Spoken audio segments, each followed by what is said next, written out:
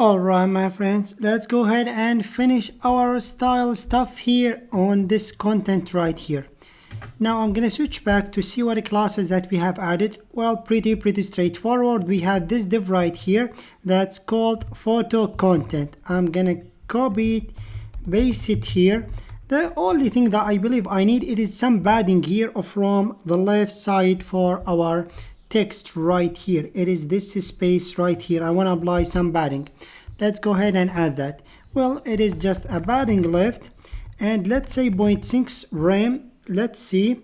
Yeah, it is nicer than we have previously. Feel free to add more if you want. All right, now what I'd like to do it is to focus on this title, or sorry, this name. All right, which will be the class for this class right here, the photo user. I'm gonna copy it and here paste it as well. I am a bit lazy to type all these classes names. I'm gonna get rid of the decoration to be none. I'm just gonna change the color to be black, and also I'm just gonna say cursor to be pointer. So I'm just gonna refer that hey, it's a link.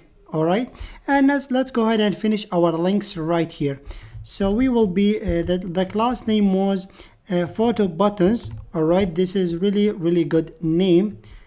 And here I'm just gonna say, first of all, I'm gonna use Flexbox so we will get a great result. So let me see display flex, and nothing got changed, of course, because we have to go ahead and, for example, say justify content to be either a space between or around.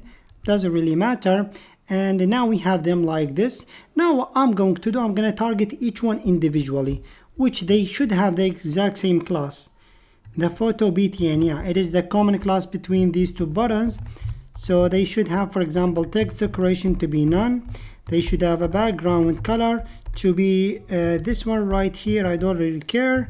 The color should be white, as well as some padding 0.7 by 1.1 rem. Let's say 1 rem, and let's take a look. Now we got they disappear. Yeah, we have them like this. Now I'm just gonna apply some margin. All right, so we can give ourselves some space. All right, so once again I'm just gonna say margin 1 rem by 0 or auto or anything like this. So we got them like this.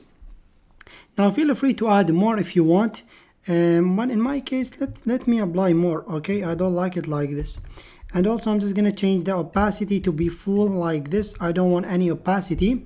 And we have them like this, crystal clear. And as you can see, ladies and gentlemen, the only part is missing. I'm just gonna modify my JSX right here. For example, inside my photo item, here we have the link for the user. Before that, I'm just gonna say by colon and push it a bit. All right, so we can see by this thing right here. And also we can apply some values right here. For example, the likes, I'm just gonna say likes like this, so we can give the user the notice that this is a likes. We can say, for example, created at. Here is my, I'm just gonna say created at. All right, and the second one should say updated at, right? So updated at, really straightforward. Give them a colon and a space and a colon and a space. And if we switch back, now we got more user experience. Our application looks cool. I am really happy with it. So as you can see, ladies and gentlemen, there is only one part is missing, is to style these forms and make them look like this. Feel free to go ahead and style them. It's just a matter of margin and as well as some height. I already did that in my forms section. Feel free to go ahead and watch that because I don't want to make this section long.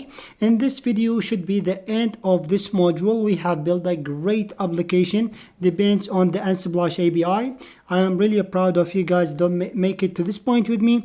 In the next video, we will build an advanced application using API techniques. Thank you, my friends, so much for watching. Hopefully you are happy up to this point. See you in that one.